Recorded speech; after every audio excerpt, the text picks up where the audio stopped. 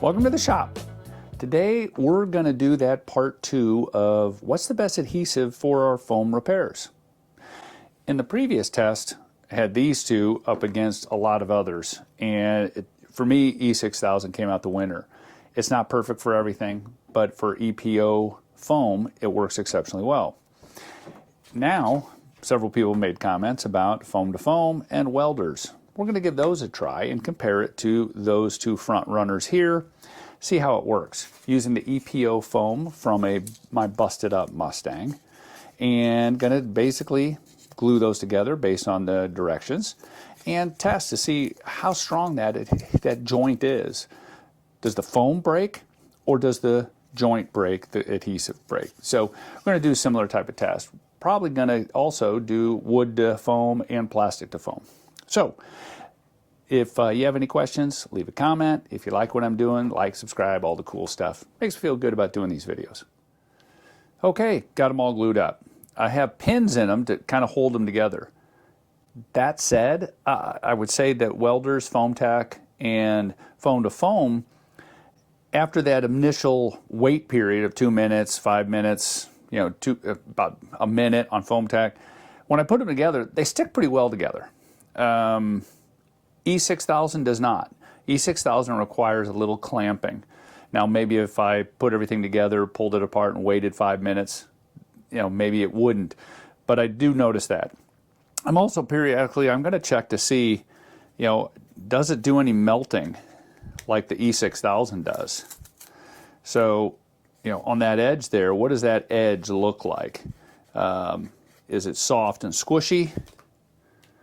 Or is it pretty rigid, as far as how that works? E6000 will melt it a little. I'm feeling the foam to foam, and maybe it might be melting it a little, but hardly any. Whereas FoamTac, again, it definitely makes it softer, but as we found last time, it'll make it softer, but then once it hardens, oh man, it makes an incredible bond. It welds that foam together. So it's a neat feature of it. So anyway, stay tuned. I'm going to wait 24 hours, come back and start testing. Going to do some tests with plastic to foam and wood to foam. So we'll see. Okay, just did the wood portion of the test. A couple notable things. Again, where the welders, foam to foam and FoamTac, once you put the glue on, pull it apart, wait, it's allotted time. 5 minutes, 2 minutes, about a minute for FoamTac. Put them together, and they're tacky. They tack together pretty well. Obviously, E6000, not as much. But the test after we pull them apart, that's the real test for me. Which is going to be the best for that long-term repair, not that field repair. Welcome back to the shop. These have sat, actually, they've sat a lot more than just 24 hours. This is the following morning, whatever. Anyway, more than 24 hours. All these have had a chance to cure. What I'm going to do is just try to break these pieces apart and record what happens. So kind of go through my commentary, take a look at things best I can, trying to film everything. By the way, I didn't get the plastic part glued on. I frankly don't have any plastic that's specific for kind of some of the E-Flite or FMS plastic laying around, which I would have liked to have done like I did in the last test, but on this I won't. Anyway, here we go. First thing we're going to do, let's yank up that piece of wood, see how it adhered.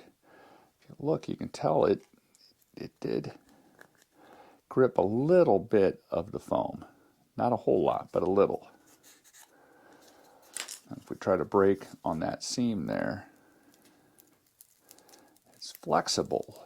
It's very flexible stuff, but it is kind of breaking on that seam. You can see that is all the glue. I mean, it held well, but you can tell that the glue to glue peeled apart for the welders. Next up, good old E6000. So E6000, pull that piece up. Maybe pulled up a little bit more foam. Seems like it adhered maybe slightly better. And we'll do the test, and that actually breaks new foam. It doesn't break at the seam at all. The seam's over here. This, yep, good old E6000. All right, let's do foam to foam. Oh, that did a pretty good job. You know, it was sticky, but it didn't. See how it didn't pull up any foam? It's just it's the glue pulled off the foam, and we're gonna break at the seam. That feels better than the welders, and it did break at new foam. There's still, it broke kind of at the seam, pretty much, but it seemed to feel like it felt sturdier. I don't know if that's the accurate term, but okay. And last up, good old FoamTac. Peel that off, about the same as everybody else. And we'll pull at that seam. That's pretty good. That actually glued really well, better than I would have thought. And there's a lot of new foam that broke off there, and it didn't break off at the glue joint. So, based on right here, I would say that welders and foam to foam are very similar to the FoamTac. They're good. I mean, all these will fix your plane. E6000, just the way it melts the material, it just really does a great job of welding that, the foam together. Yes, you got to be careful because it will soften that outside edge. I recommend not putting a lot of glue on it because the more glue you use, the more it melts. Speaking of melting, if you put regular CA on EPS foam, this is EPS foam, like your UMX timber is made of this foam. Regular CA burns a nice hole through it. E6000 burns a nice hole through EPS styrene.